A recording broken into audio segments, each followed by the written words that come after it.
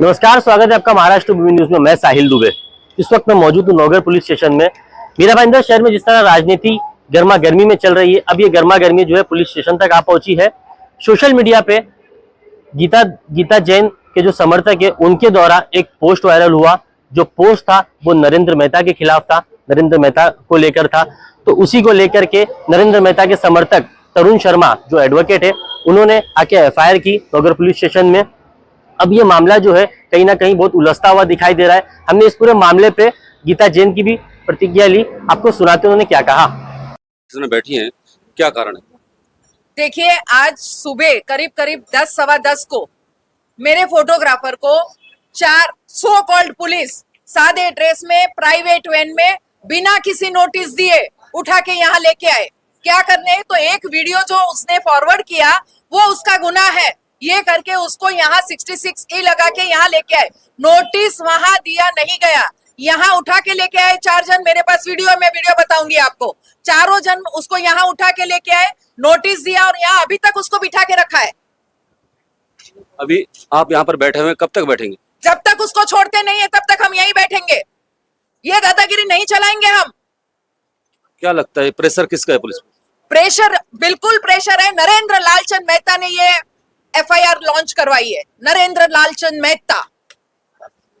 तो पुलिस ने सिर्फ एक नाम देख के एक बच्चे को, इतना उसकी एज देखो, एक बच्चा है, फोटोग्राफर है, उसको आप उठा के लेके आए। तो इस तरह से 4 जन बिना नोटिस के, कौन सा कानून इस शहर में है? दादागिरी, गुंडागिरी अगर अभी से है तो मुझे डर है कि अगर गलती से भी ये आदमी चुन के आ जाएगा तो इस शहर को बेच देगा, गुंडों से भर देगा। कल तक धमकाया जा रहा था, सबके फोन पे आप देख लीजिए। वो संजय थरथरे ने उसको 2 दिन से डराना चालू किया है। 2 दिन से उस बच्चे को डरा रहा है वो। एक हमारे साथ कार्यकर्ता है, उनको तरुण शर्मा जाके धमका के आया है घर पे, उसकी बीवी को धमका के आया है। क्या इस तरह से इलेक्शन लड़ा जाता है? तो पुलिस उन पे एक्शन ले रही है? क्या पुलिस उनके इशारे पे काम कर रही है?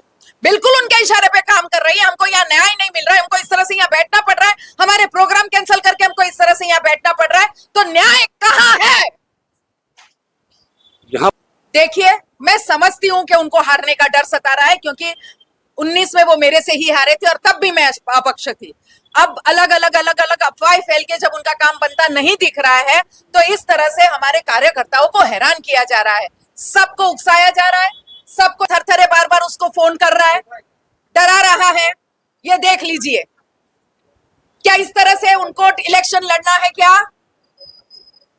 ये देख लीजिए।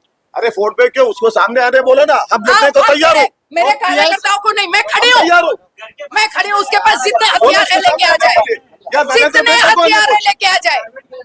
मारना है मारने आ जाए, हम बैठे हैं यहाँ मरने के लिए। प्राइवेट गाड़ी से उठाया। तो इसी प्रकार से हमने एडवोकेट तरुण शर्मा से भी बात की, आपको सुनाते उन्होंने क्या कहा। नौगढ़ पुलिस स्टेशन में पिछले 6 दिन से हमने अर्जी दे रखी थी। हमारी अर्जी एकदम क्लियर है। आपको पता होगा कि इलेक्शन आते ही मीरा भाईंदर के फेसबुक अकाउंट इतने चमकने लग गए कि इसमें 4 से 5 ऐसे पेज थे जिनकी हम पहले भी कंप्लेंट दे चुके हैं, जिसमें पहले भी कार्रवाई हो चुकी है। ये कोई नई कार्रवाई नहीं थी, इसमें पहले कार्रवाई हुई थी मीरा भाईंदर की आवाज करके एक पेज के ऊपर, जो पेज रन करना बंद हुआ।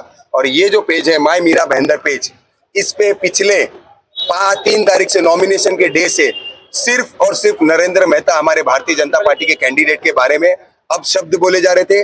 आपने लेटेस्ट देखा होगा, एक उन्होंने फिल्म स्टाइल में नेटफ्लिक्स के रूप में एक वीडियो बनाया था जिसमें उन्होंने टॉवल रखा पीछे। तो उनका उद्देश्य क्या था ये हमें समझ में आ रहा था, इसलिए हमने एक कंप्लेन दी थी कि सर ये पेज कौन रन कर रहा है, इसकी जानकारी ली जाए, और ये पेज को रन करने का कारण क्या है ये जानकारी ली जाए। अगर ये कोई जेन्युइन पेज होता तो अगर एक भारतीय जनता पार्टी के कैंडिडेट के अलावा 17 कैंडिडेट और है, किसी के बारे में उस पेज पे क्यों नहीं रन किया जा रहा था?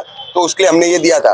तो जब हमने पर्सनली मेटा से सारी डिटेल निकाली तो हमें पता चला कि एक एक वीडियो जो इसमें रन हो रहे हैं उनको 45,000 पे किया जा रहा है।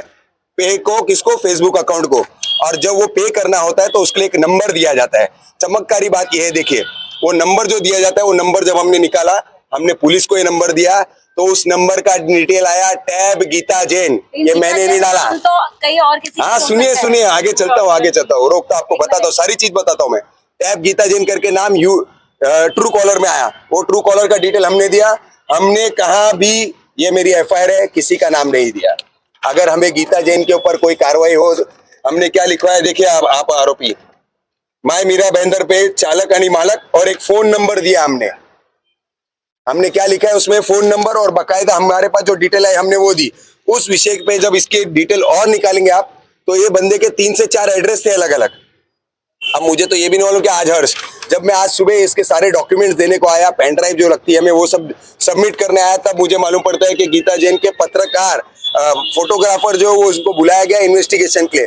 तो ये सिद्ध होता है, ये बार बार हमें बताने की जरूरत नहीं है कि आपको हर बार आके ये दिखाना पड़ता है कि मैं महिलाओं जब आपके लोग ये कार्रवाई कर रहे हैं। थोड़े दिन पहले राजू गोयल नाम के एक व्यक्ति ने एक महिला के ऊपर वर्दनी टिप्पणी की, जिसपे उसके ऊपर कार्रवाई हुई, तो मैडम ने क्या बोला, मेरे कार्यकर्ता को सताया जा रहा है। ये किसी कार्यकर्ता को सताया नहीं जा रहा है, ये वाले वीडियो बना के डाल रहे हो जब आपको जेल जाने है। पर एक जब आदमी को अरेस्ट करो तो आप उसके ऊपर धर्म की राजनीति, अब ये कौन बांटने का काम कर रहा है। और जबकि इनका तो आह्वान ये था, बटोगे तो क्या है बर्बाद हो जाओगे, तो बांट रहे तो आप खुद इधर खड़े रहे कि आपके कार्यकर्ता बांट रहे हमको। आपने हर्ष को इलीगल तरीके से अरेस्ट किया गया, ये भी आरोप लगाया है। मैडम मैं कौन हूँ अरेस्ट करने वाला? इन्वेस्टिगेशन एजेंसी के पास 3 एड्रेस है, वो तीनों एड्रेस पे नहीं मिला वो, तो ये सिद्ध होता है कि ये आदमी कितना होशियार है, स्मार्ट आदमी है। और क्या है, आपको पैसे भी पता है, जब भी किसी को अरेस्ट किया जाएगा वो क्या बोलेंगे, ये नंबर मेरा नहीं था, सिम कार्ड मैंने किसी को खरीद के दे दिया था, इसलिए उनके स्टेटमेंट रिकॉर्ड और उनको तो छोड़ भी दिया, बेलेबल ऑफेंस है।